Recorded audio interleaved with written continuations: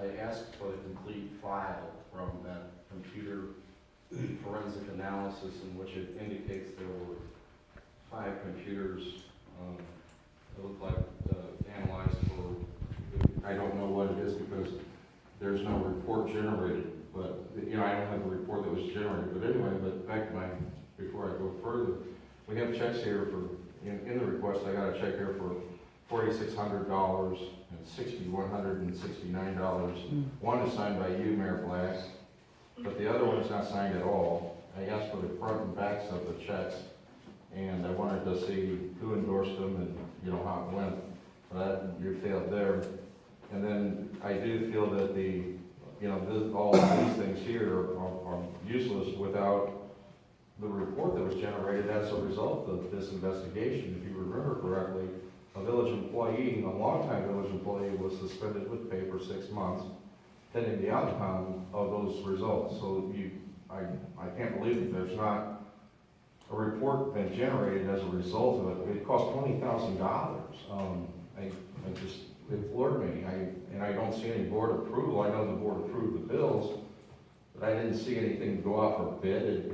$20,000 exceeds your purchasing code of $10,000. You know, it just looks like all of the standard protocols and checks and balances of spending were compromised. But anyway, I do think it's unbelievable. The township is funny. They have 5 drives that were discovered up at Caseyville Township, and after talking to a number of board members, they're going to analyze the drives from public records as the law requires.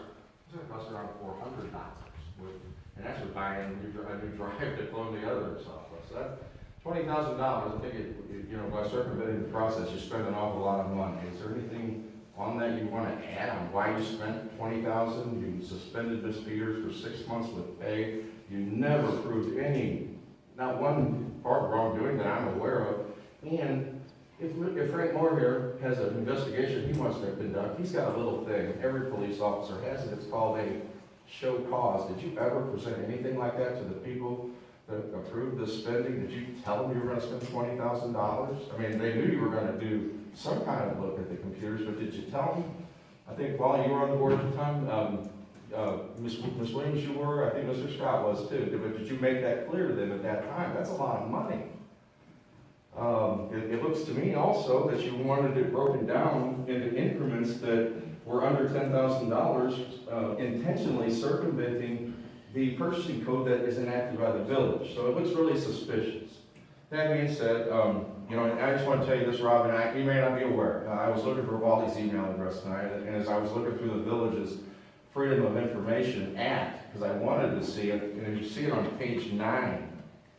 And it's this is kind of a bridge version of your previous. This is ordinance 1131, and it was approved in 2011, it appears. But it doesn't have a municipal directory, but it lists the public records that I'm asked for in 3 categories here, and I clearly fall under that they should be provided, the things I'm requesting. So I hope, and I talked to Mr. Mannion, I appreciate it as long as we can get some clarifications, we can get that resolved. So thank you.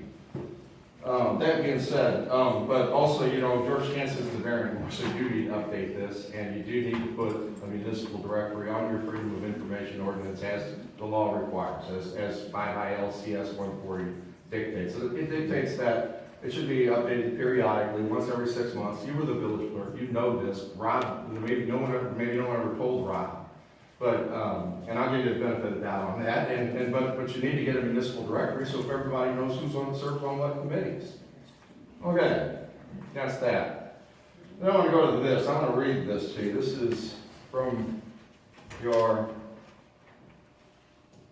it is the Caseyville Police Department. It is all department, it's a handbook, basically, your amendment to policy manual.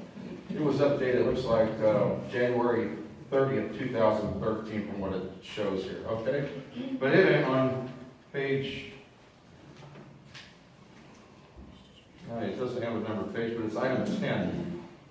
Employees shall not knowingly commence or maintain a relationship, this is for your police department, shall not knowingly commence or maintain a relationship with any person who is under criminal investigation, indictment, arrest, or incarceration by this or another place or criminal justice agency and or has an open and notorious criminal reputation in the community. For example, persons whom they should know or whom have reason to believe are involved in felonious activities, except as necessary for the performance of their official duties or were unavoidable because of family relationships.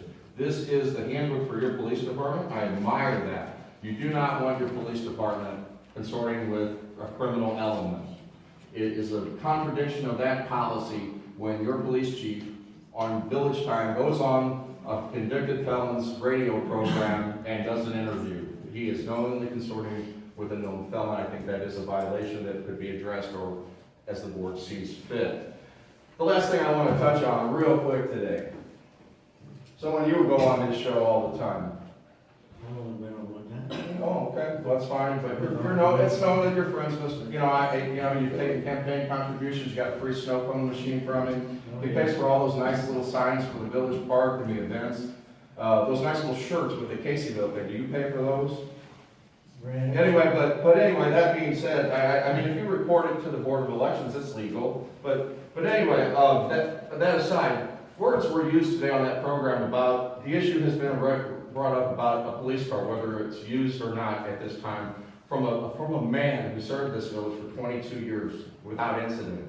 He was accused later on in his career of leaking information to me. There is a civil suit going on, so I understand. I'm not asking you to comment on it.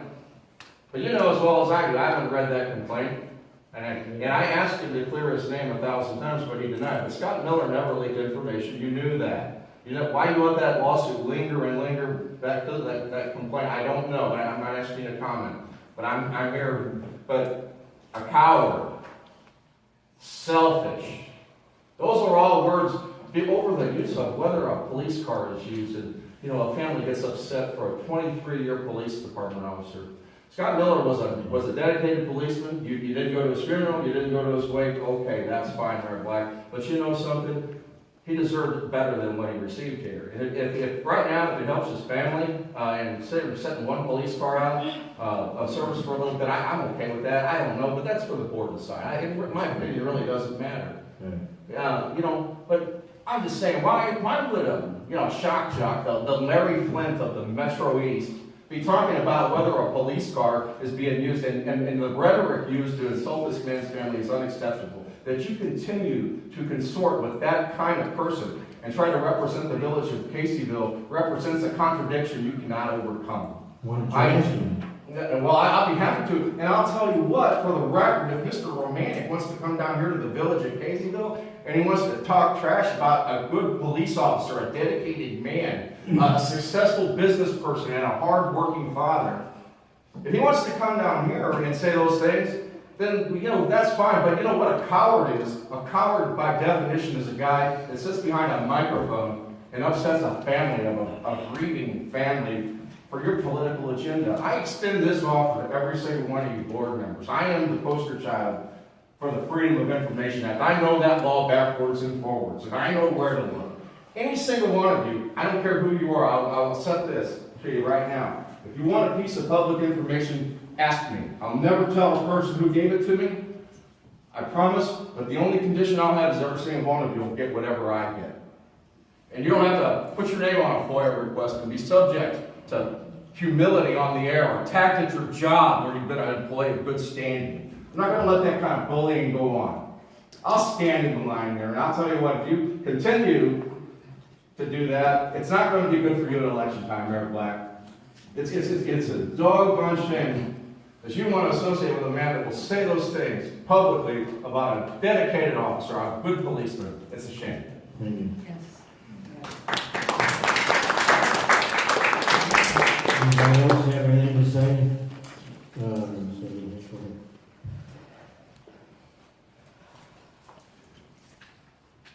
I'm sorry, I am Scott Miller's sister-in-law. I'm Jamie's sister-in-law. I know those squad cars come a dime a dozen. They all look alike. But when my nieces and my nephews look at that car, all they see is their dad. And I hope to God you do something with it. I've never spoken in a meeting before, and I've been down here with things that happened with my Uncle Joey, and I just don't want that to put into past, like, what has come to place now. Scott was my best friend. He was my brother for 22 years. He was a good officer down here. And I know this city and everything meant the world to him. But my sister, now I'm picking up the pieces.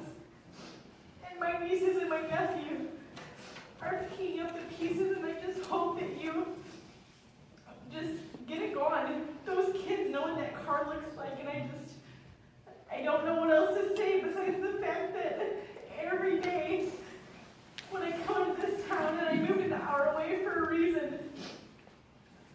I lived in this town for 4.5 years, and things changed a lot. And when Scott came down here, his one thing that he always said to me was, I love this town. I'll do anything that I can to protect it.